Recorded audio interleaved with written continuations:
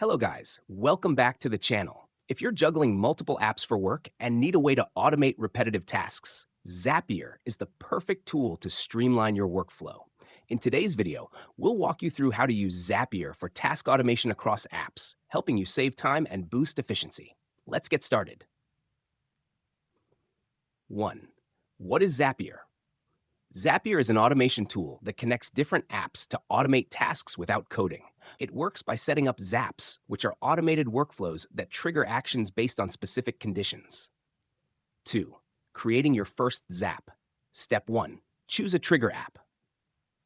Select an app where the automation should start. For example, when you receive a new email in Gmail. Step 2. Set a trigger event. Define what action starts the Zap, like receiving an email with a specific subject line. Step 3. Choose an action app.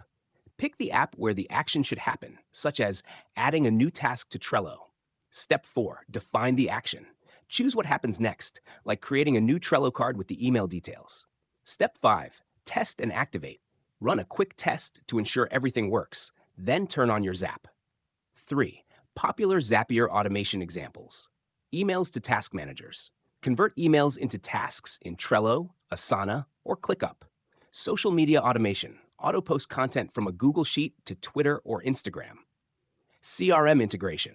Add new leads from Facebook ads to HubSpot or Salesforce. File management.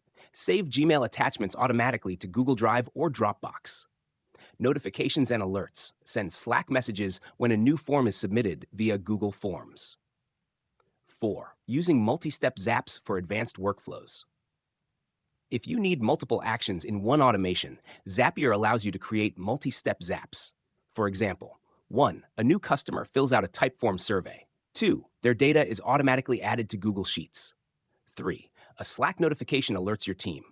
4. An email confirmation is sent to the customer.